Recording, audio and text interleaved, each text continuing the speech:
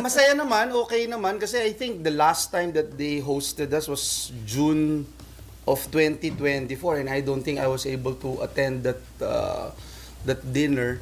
Tapos ito nga, it was supposed to happen December actually of 2024.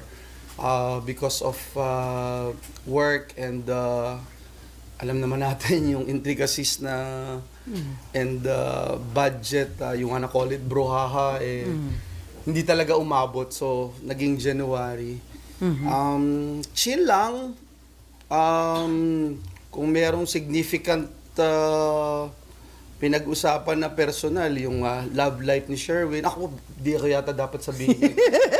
Totoo, sir, na pag-usapan. Teka lang, mali yata ako doon. Pwede bang rewind ko na lang?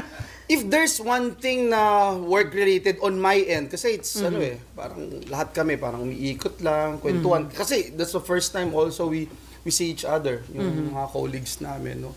Ang only thing that I can share na medyo work-related is when the President saw me, he said, Joel, yung mga flood control, binito ko.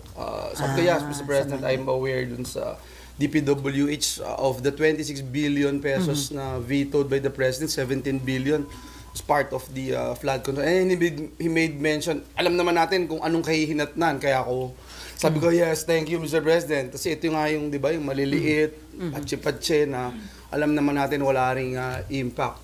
But, of course, overall, ibang usapan naman, no? Yung budget, overall, yung flood control kasi, if you recall, and I think the President knows very well how I'm very interested and keen on monitoring the flood control programs of the government. From 1.44 billion last year, na ginagastos a day, it's down now to 1.37 billion a day.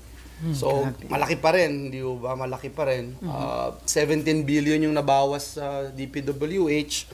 And yun lang yung sasabihin ko. I will continue to look into it because even the President somehow asked me na, bantayan pa rin natin, tignan pa rin natin. Hindi pa rin tapos yung trabaho natin para ensure na maayos yung programs natin sa flood. Parang yun lang. That's the only thing that I can remember. Wala nang, everything is, kamusta yung bakasyon, saan nagpunta, anong ginawa nitong break. Parang more of that lang. Or the food that we're having. Tas I'm seated on the other side of the table, so hindi ko alam kung ano yung napag-usapan sa kabilang table where the President is sitting. So, kinumusta nga ang love life ni Senator Windon? Ayoko na. I don't wanna get in trouble. At may inamin nung gabi na yon. Yun na lang. Nandun na lang ako.